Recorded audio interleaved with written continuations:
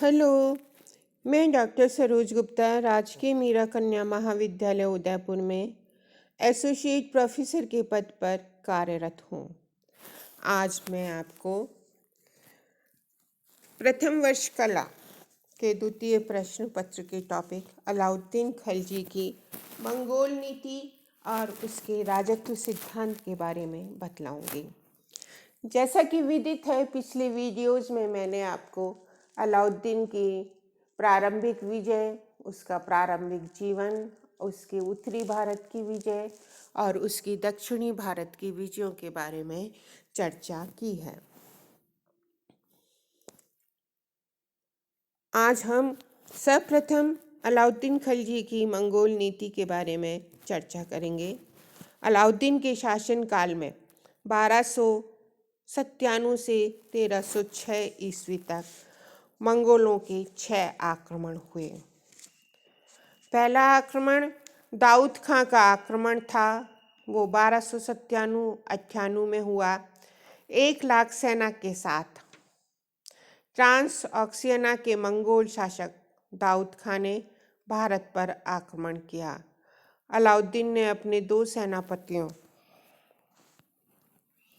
उलुग खां तथा जफर खां को उनसे लड़ने के लिए भेजा। उन्होंने मंगोलों को हराया। निराश होकर दाऊद अपने देश लौट गया। नेक्स्ट आक्रमण साल्दी खां का आक्रमण 1298-99 ईस्वी में हुआ। साल्दी खां ने सुल्तान के मार्ग पर मुल्तान के मार्ग से आक्रमण किया। जफर खां ने उसे हराया तथा साल्दी खां और उसके 2000 साथियों को कैद करके दिल्ली ले आया। नेक्स्ट है कुतलुक ख्वाजा का आक्रमण 1299 ईस्वी में हुआ। अलाउद्दीन के समय में मंगोलों का यह सबसे भयंकर आक्रमण था। उसका इरादा भारत जीतने का था, अतः उसने लूट मार नहीं की। वह दिल्ली के निकट आ गया और यहाँ पर आकर उसने जफर खां को हराया। इस पर सुल्तान ने सेना को पुनः संगठित किया। इस बार जफर खां ने मंगोलों को हराया और युद्ध के दौरान ही उसकी मृत्यु हो गई। मंगोल वापस लौट गए। नेक्स्ट आक्रमण तुर्की का आक्रमण हुआ। इसके 6 साल बाद उन्होंने भारत पर उस समय हमला किया जब सुल्तान चित्तौड़ की विजय के लिए आगे बढ़ गया था। उसने 2 महीने दिल्ली में लूट मार की और वापस लौट गया। नेक्स्ट है अली बेग का आक्रमण 1305 ईस्वी में। लाहौर होते हुए मंगोल सेना अमरोहा तक पहुंच गई। दीपालपुर के सैनिक कमांडर गाजी तुगलक ने उसके मार्ग को काट दिया तथा सहस्त्रों की संख्या में मंगोलों को तलवार के घाट उतार दिया। शेष वापस अपने देश लौट गए। और लास्ट मंगोल आक्रमण हुआ इकबाल नंदा का आक्रमण। एक विशाल सेना के साथ अलाउद्दीन ने इकबाल मंदा को हराया और मार डाला। अनेक मंगोल सरदारों को कैद कर लिया गया, उनकी हत्या करवा दी गई और सहस्त्रों मंगोलों को मौत के घाट उतार दिया गया। मंगोलों से आक्रमण के लिए उसने कुछ सुधार किए। राज्य को सुरक्षित रखने के लिए उसने बलबन की सीमांत नीति का अनुसरण किया और इस नीति के अंतर्गत उसने निम्नांकित प्रयास किए थे। सीमांत प्रदेशों की रक्षा व्यवस्था को उसने सुदृढ़ बनाया।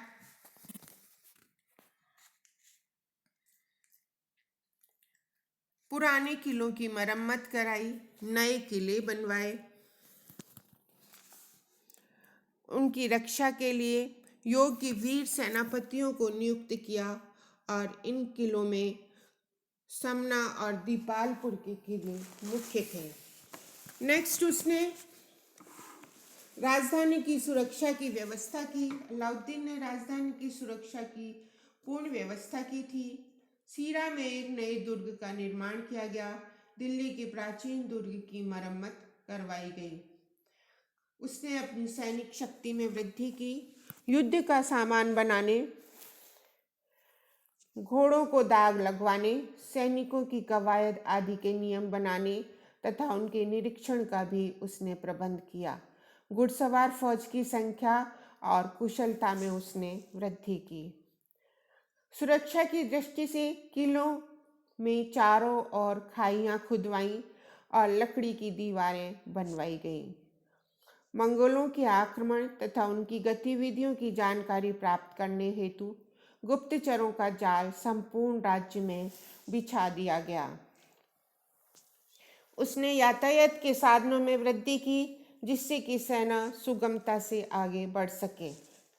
सीमा की सुरक्षा के लिए जानी मलिक, जफर खां, उल्लुग खां आदि योग्य सेनापतियों को उसने नियुक्त किया था। इन प्रबंधों के कारण सुल्तान मंगोलों के आक्रमणों का सफलतापूर्वक मुकाबला करने में सफल हुआ। 1308 ईस्वी के बाद उसके शासनकाल में मंगोलों ने भारत पर आक्रमण नहीं किया। यह उसकी मंगोल नीति का ही परिणाम था। सही अर्थों में उसकी मंगोल नीति इस प्रकार सफल रही। नेक्स्ट है थ्योरी ऑफ किंगशिप या राजत्व का सिद्धांत। अलाउद्दीन का राजत्व का सिद्धांत क्या था? अपनी स्थिति को दृढ़ करने के पश्चात अलाउद्दीन खिलजी ने बलबन के राजत्व सिद्धांतों का अनुसरण करने का निश्चय किया। इस बारे में काजी मुगीसुद्दीन से परामर्श किया। बर्नी ने इन दोनों के वार्तालाप का विवरण अपनी पुस्तक में दिया है। इससे अलाउद्दीन के राजत्व सिद्धांत के बारे में प्रकाश पड़ता है। पहला जो उसका विश्वास था वह था देवी सिद्धांत में वह विश्वास करता था। बलबन की भांति वह भी एक सुल्तान को इस पृथ्वी पर देवता का अंश मानता था। फ्रांस के सम्राट लुई 14वें के समान ही वह यह मानता था कि सम्राट की इच्छा कानून है। उसका विश्वास था कि खुदा ने सुल्तान को अन्य मनुष्यों से अधिक बुद्धिमत्ता प्रदान की है, अतः सबको उसके आदेशों का पालन करना चाहिए। शासन की नीति निर्धारण में वह किसी व्यक्ति अथवा दल से प्रभावित नहीं होगा। वह चाहता था कि सभी व्यक्ति नौकरों के समान उसकी आज्ञाओं का पालन करें। वह किसी भी व्यक्ति की सरकारी पद पर नियुक्ति कर सकता था अथवा उसे उसके पद से भी हटा सकता था। उसका विश्वास था कि राजत्व बंधुत्व से अपरिचित होता है। इस प्रकार वह मानता था कि सुल्तान का कोई भी संबंधी नहीं होता है। अमीरों के साथ उसका क्या व्यवहार था? दिल्ली सल्तनत की स्थापना के समय से वहाँ की राजनीति पर दो प्रमुख तत्व अमीर और उलेमाओं का प्रभाव बना रहता था। अलाउद्दीन नहीं चाहता था कि अमीरों का वर्ग एक शक्तिशाली समूह के रूप में उभरे तथा उसकी नीतियों को प्रभावित करे। वह चाहता था कि प्रजा के अन्य व्यक्तियों के समान अमीर भी उसकी आज्ञाओं का पालन करें। उसके कठोर व्यवहार से अमीर इतने आतंकित थे कि वे उसे सलाह देने का साहस नहीं करते थे। केवल दिल्ली का कोतवाल अता उल मुल्क ही एक ऐसा अमीर था जो सुल्तान से इस विषय में बातचीत कर सकता था, लेकिन सुल्तान ने भी उसे स्पष्ट शब्दों में अपने विचारों के बारे में बता दिया था। वास्तव में वह अमीरों के प्रभाव को पूर्णतया नष्ट करना चाहता था। नेक्स्ट है उलेमाओं के हस्तक्षेप के विरुद्ध उसका राजत्व का सिद्धांत, अर्थात अलाउद्दीन खिलजी का राजत्व का सिद्धांत। राजनीति में उलेमाओं की सलाह मानने के संबंध में अलाउद्दीन की बातचीत काजी मुगीसुद्दीन से हुई। सुल्तान ने उससे कहा, उलेमाओं से कहीं अधिक अच्छी तरह वह ये समझता है कि राज्य के लिए क्या हितकर अथवा आवश्यक है। उसने कहा कि वह यह नहीं जानता कि क्या शरह के अंतर्गत है और क्या उसके बाहर है, किंतु वह जो राज्य के लिए अच्छा समझता है वही करता है। अंतिम न्याय के दिन मेरा क्या होगा मैं नहीं जानता, यह अलाउद्दीन कहता था। केसलाल के अनुसार अलाउद्दीन का यह विश्वास था कि धर्म का राजनीति से कोई संबंध नहीं है और उसने धर्म को राजनीति से बिल्कुल अलग कर दिया। लेकिन आशीर्वाद लाल श्रीवास्तव के मत में अलाउद्दीन ने हिंदुओं के प्रति असहिष्णुता की नीति अपनाई। उनके साथ किए गए व्यवहार से उसने इस्लाम में नियमों का प्रयोग किया। वस्तुतः उसने फिरोज तुगलक और सिकंदर लोदी को, जिन्होंने उसके बाद शासन किया, के अतिरिक्त हिंदुओं के प्रति असहिष्णुता की नीति का पालन सख्ती से किया था। काजी मुगीसुद्दीन उसकी हिंदू विरोधी नीति से संतुष्ट था। वास्तव में सुल्तान ने उलेमाओं को राजनीति से अलग कर एक धर्मनिरपेक्ष राज्य की स्थापना नहीं की। उसने तो राजनीति में उनके बढ़ते हुए प्रभाव का अंत करने की चेष्टा की थी। उसने खलीफा से भी मान्यता नहीं ली। उसने पहले के दिल्ली सुल्तानों के समान खलीफा से मान्यता लेने का प्रयास ही नहीं किया, लेकिन उसने यामिन उल खलीफा नासिरा अमीर उल मोमिन की उपाधि धारण की, जिसका अर्थ था कि वह खलीफा का एक नायब है। ऐसा करने का उसका उद्देश्य यह बताना था कि वह परंपरागत रूप से खलीफा को ही अपना राजनीतिक स्वामी मानता है।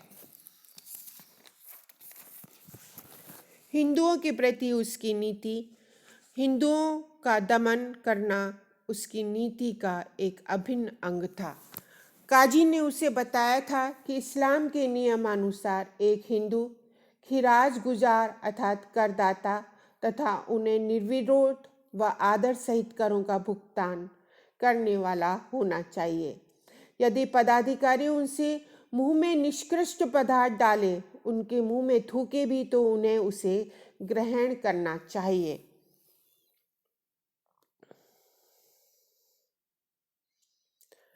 काजी की इस विचार से अलाउद्दीन सहमत था। उसने हिंदू प्रजा के प्रति धार्मिक असहिष्णुता की नीति को अपनाया था। उसने कोई संदेह नहीं है कि अलाउद्दीन खिलजी एक स्वेच्छाचारी और निरंकुश शासक था। उसने अपनी विशाल सेना की सहायता से राज्य की संपूर्ण शक्ति अपने हाथों में केंद्रित कर ली थी। यद्यपि उसने कुछ मंत्री नियुक्त किए थे, किंतु लुई 14वें तथा फ्रेडरिक महान के समान वह स्वयं अपने प्रधान काजी था। उसके मंत्री उसकी आज्ञानुसार राज्य का कार्य चलाते थे। प्रांतीय गवर्नरों पर उसका पूरा नियंत्रण था। उसकी यह नीति 1312 ईस्वी तक सफल रही। इसके बाद परिस्थितियां बदल गईं और राज्य की नीतियों में परिवर्तनों की आवश्यकता पड़ी, परंतु सुल्तान ने आवश्यकता अनुसार अपनी नीति में सुधार नहीं किया। अतः उसके शासनकाल में ही उसकी नीति विफल हो गई तथा खलजी वंश के पतन का कारण बनी। वास्तव में अति स्वेच्छाचारिता तथा निरंकुशता की नीति एक लंबे समय तक कभी भी सफल नहीं हो सकती है। जब भी ऐसी नीति अपनी सीमा का उल्लंघन कर पराकाष्ठा पर पहुंची है, हम जानते हैं कि उसका पतन स्वाभाविक है। Thank you very much.